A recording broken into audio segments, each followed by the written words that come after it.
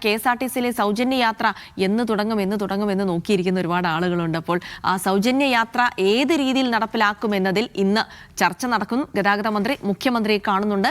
പദ്ധതി നടപ്പിലാകുമ്പോൾ KSRTCക്ക് സർക്കാർ നൽകേണ്ട തുക കേരള ഫിനാൻഷ്യൽ കോർപ്പറേഷൻ വഴി നൽകാനും ആലോചനയുണ്ട്. ഇന്നത്തെ ചർച്ചയിൽ KFC പ്രതിനിധികളും പങ്കെടുക്കും. സെയ്ഫ് സൈലാബ്ദീൻ വിവരങ്ങൾ നൽകും തിരുവനന്തപുരത്ത് നിന്ന്. സെയ്ഫ്, അങ്ങനെ ഒരു 15-ാം തീയതി ആവാൻ കാത്തിരിക്കുകയാണ്. ഒരു KSRTCയിൽ സൗജന്യ യാത്രയൊക്കെ നടത്താമെന്ന് പ്രതീക്ഷിച്ചിങ്ങനെ ഇരിക്കുകയാണ്. അപ്പോൾ അതിലൊരു ചർച്ച ഇന്ന് നടക്കുമ്പോൾ മലബാറിലുള്ള ഞങ്ങളുടെ ഒരു ആവശ്യം ഓർഡിനറിയിൽ മാത്രം കൊടുത്താൽ പോരാന്ന്. കാരണം ഓഫീസിൽ ഇതുവഴി ബസ്സൊന്നും ഇല്ല, അതുകൊണ്ട് എനിക്കൊന്നും ആ പ്രയോജനം ലഭിക്കില്ല. അതിനപ്പുറത്തേക്ക് ഈ KFC വഴി പണം നൽകുന്നത് അത് ഏത് തരത്തിലാണ് ഗുണകരമാവുക? ജിൽസി, ഇപ്പോൾ ആദ്യം തന്നെ ഒരു കാര്യം ചോദിക്കാനുള്ളത്, ഈ കാത്തിരിക്കുന്നവരുടെ കൂട്ടത്തിൽ ജിൽസി ഉണ്ടോ? കേരള ട്രിപ്പ് പ്ലാൻ ചെയ്ത് കുറേ പേര് എനിക്കറിയാം, ആ കൂട്ടത്തിലുണ്ടോ എന്ന് പറയണം. അവസാനം പറഞ്ഞാൽ മതി. പിന്നീട് ഈ യാത്ര അത് KSRTCക്ക് അധിക സാമ്പത്തിക ബാധ്യത ഉണ്ടാക്കുന്ന കാര്യമാണ്. ഓർഡിനറി ബസ്സിൽ മാത്രം മതി എന്നുള്ളതാണ് ഗതാഗത മന്ത്രിയുടെ നിലപാട്. ഗതാഗത മന്ത്രി ആ നിലപാട് സ്വീകരിച്ച് അദ്ദേഹത്തിന്റെ മനസ്സിലുള്ളത് ഓർഡിനറി ബസ്സിൽ മാത്രം ആദ്യം നടപ്പാക്കിയാൽ മതി എന്നുള്ളതാണ്. പക്ഷെ അവിടെ ജിൽസി സൂചിപ്പിച്ച പോലെ ഒരു പ്രശ്നം നിലനിൽക്കുന്നുണ്ട്. ഈ ഓർഡിനറി ബസ്സിലാകുമ്പോൾ മലബാർ മേഖലയിലുള്ള സ്ത്രീകൾക്ക് അതിന്റെ ആനുകൂല്യം പൂർണ്ണതോതിൽ കിട്ടില്ല. കാരണം ഓർഡിനറി ബസ്സുകൾ മലബാർ മേഖലയിൽ കുറവാണ് എന്നാണ് റിപ്പോർട്ടുകൾ സൂചിപ്പിക്കുന്നത്.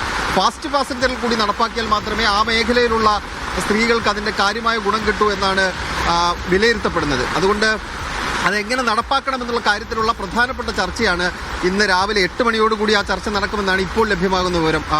ഗതാഗത മന്ത്രി മുഖ്യമന്ത്രിയും തമ്മിൽ മുഖ്യമന്ത്രിയുടെ ഓഫീസിൽ വെച്ച് രാവിലെ 8 മണിയോടുകൂടി ഒരു കൂടിക്കാഴ്ച ഉണ്ടാകും. ആ കൂടിക്കാഴ്ചയിലാണ് ഈ ചർച്ചകൾ ഉണ്ടാകുന്നത്.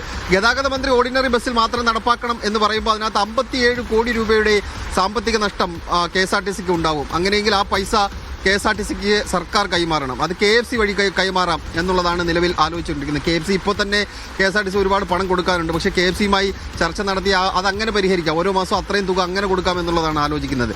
പക്ഷേ മുഖ്യമന്ത്രിയുടെ നിലപാട് അതല്ല. മുഖ്യമന്ത്രിയുടെ നിലപാട് ഓർഡിനറി ബസ്സുകളിൽ മാത്രം പോരാ എന്നുള്ളതാണ്. ഓർഡിനറി ബസ്സിന് പുറമെ ഫാസ്റ്റ് പാസഞ്ചറിൽ കൂടി അത് നടപ്പാക്കണം എന്നുള്ള ആവശ്യം അദ്ദേഹം മുന്നോട്ട് വെച്ചിട്ടുണ്ട്.